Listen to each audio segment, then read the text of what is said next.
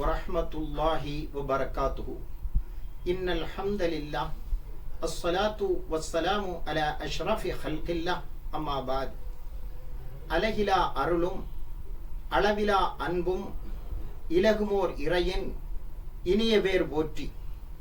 இறை தூதர்கள், இறை நேசர்கள், சத்திய சீலர்கள், சன்மார்க்க போதகர்கள், சமூகத்திற்காக தம்மை அர்ப்பணித்துக் கொண்ட தியாகச் செம்மல்கள் ஆகியோரின் நல் ஆசிதனை ஆசித்தவனாய் ஆரம்பம் செய்கின்றேன்.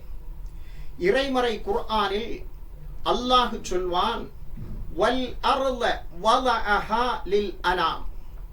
இந்த பூமியை மனிதர்கள் வாழ்வதற்காக வேண்டி அல்லாஹ் படைத்திருக்கிறான்.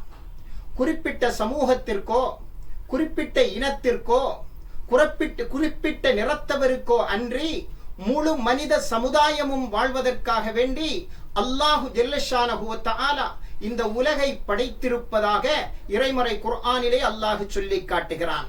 நிறத்தால், நிலத்தால், குலத்தால், பணத்தால், பிறப்பால், மொழியால், மதத்தால் மனிதனை மனிதன் பாகுபடுத்தி வேறுபடுத்தி ஏற்றத்தாழ்வுகளை படைத்து மனித சமூகம் நலிவுற்றுவிடக்கூடாது என்பதற்காகத்தான் இந்த உலகத்தை எல்லா மனிதர்களும் வாழ்வதற்காக வேண்டி அல்லாஹ் படைத்திருப்பதாக அருள்மறை குர்ஆனில் அல்லாஹ் சொல்லி காட்டுகிறான்.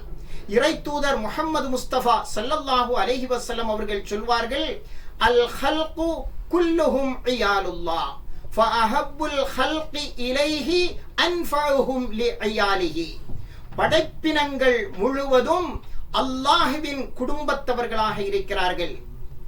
படைப்பினங்களுக்கு, பிற மனிதர்களுக்கு, சக மனிதர்களுக்கு யார் பலன் கொடுத்து வாழுகிறார்களோ, பயனீந்து வாழுகிறார்களோ, பிரயோஜனமாக வாழுகிறார்களோ அவர்கள்தான் அல்லாஹ்விற்கு மிக விருப்பமானவர்கள் என இறை தூதர் நபி முஹம்மது ஸல்லல்லாஹு அலைஹி வஸல்லம் அவர்கள் சொல்லி காட்டினார்கள்.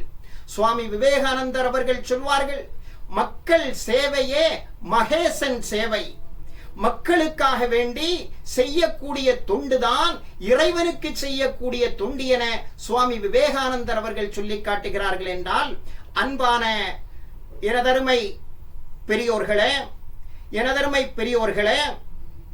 அந்த அடிப்படையில் மனிதர்களுக்கு சேவை ஆற்றுவதற்காக, மனிதர்களுக்கு தொண்டாற்றுவதற்காக 2019 ஆண்டு குடந்தை இரத்த தான ட்ரஸ்ட் துவங்கப்பட்டு 2 ஆண்டுகளுக்கு பின் அரசு அங்கீகாரத்துடன் பல்வேறு சேவைகளை செய்து கொண்டிருக்கிறது. தானங்களில் சிறந்த தானம் குருதி தானம் என்று சொல்வார்கள். பாக்கெட்டில் இருக்கக்கூடிய காசை கூட மனிதன் அடுத்தவர்களுக்கு தானம் செய்வதற்கு அஞ்சுகிற, பயப்படுகிற வேளையில் தன் உடலில் ஓடக்கூடிய உதிரத்தை அடுத்தவர்களுக்கு தானமாக வழங்கி அடுத்தவர்களின் உயிர் காப்பதற்காக மனிதர் இந்த இயக்கம் 2019 முதல் செயல்பட்டு 2021 அரசு அங்கீகாரத்துடன் செயல்பட்டு கொண்டிருக்கிறது.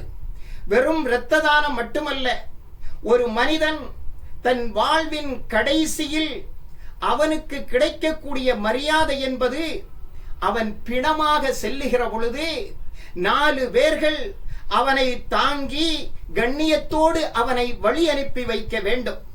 மனித பிறவிக்கு கொடுக்க வேண்டிய கடைசி மரியாதையை ஏதோ காரணங்களால் விபத்துக்களில் சிக்கி குடும்பங்களும் உறவினர்களும் யாரென்று தெரியாமல் விபத்துக்களிலே சிக்கி அனாதை பிணமாக கிடக்கக்கூடியவர்களை அவரவர்களுடைய மத ஆச்சாரப்படி அவர்களை எடுத்து அவர்களுக்கு இறுதி மரியாதை செய்து அவர்களை வழி அனுப்பி வைக்கக்கூடிய நல்ல பல செயல்களை, தொண்டை, சேவையை இந்த குடந்தை இரத்த தான ட்ரஸ்ட் ஏறத்தாழ 5 ஆண்டுகளாக செய்து கொண்டிருக்கிறது.